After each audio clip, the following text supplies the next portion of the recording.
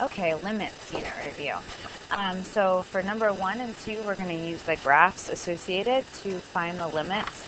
You have to be careful and make sure that you're looking at the right kind of limit, whether it's a one-sided limit or a two-sided limit. Remember, if you're doing a two-sided limit, you do want to look from both directions, and you're just looking at the trend, what happens when you're getting really close to that x value from both directions. When you're looking at a one-sided limit, if you're doing a little minus up in the corner, like on D, you're looking from the left, and a little plus in the corner, like on E, you're looking from the right. Okay, so let's do the limit as f of x. Our limit as x approaches 1 of f of x. So here's 1. From the left, our graph is going to y equals 1. From the right, our graph is going to y equals 1. We don't care that f of 1 is actually 3. We just care what happens when we get really, really close. That's why the limit is different than the actual value of the function. So, since as we're getting really, really close to x equals 1, y equals 1, that's the two-sided limit.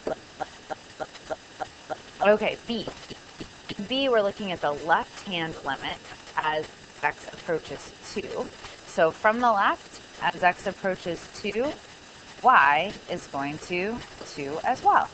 So our left-hand limit there is 2.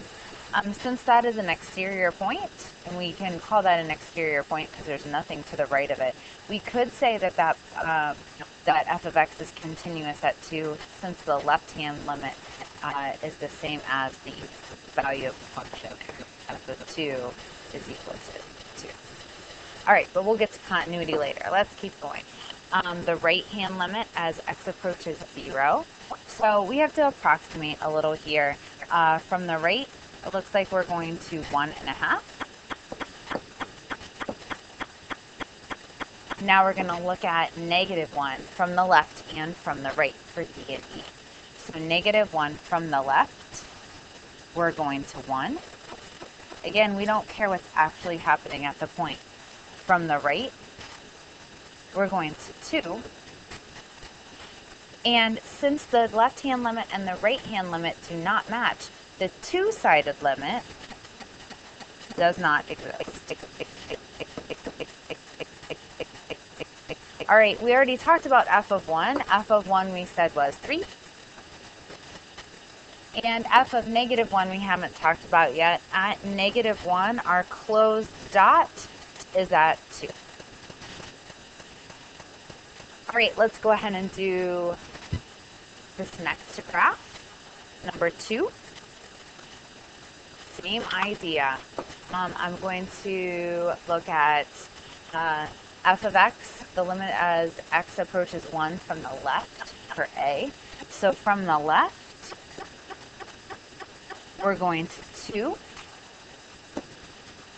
From the right, we're going to 1.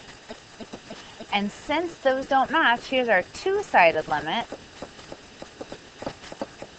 Since it doesn't have the little negative or positive up in the superscript, since those two do not match, the two-sided limit does not exist. All right, let's look at it now. We're going to look at 2 the same kind of way. So 2 from the left. 2 from the left. Again, we don't care what's happening right at the point. We care what's happening as we get closer and closer. So as we get really close to 2 from the left, our y value is 1. As we get really close to 2 from the right, our y value is 1. F of 2, our closed circle is at 2.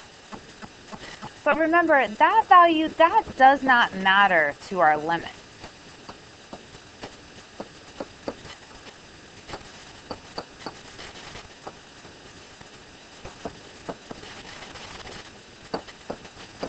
That matters to continuity, and we'll talk about that later. So since the left-hand limit and the right-hand limit give us that same y value, our limit exists, and it is 1. Okay, last one. the limit as x approaches 0. Again, this is a two-sided limit, so we have to look at it from both sides. As we go to 0 from the left and from the right, our y value is 0. So that's your review for limits graphically.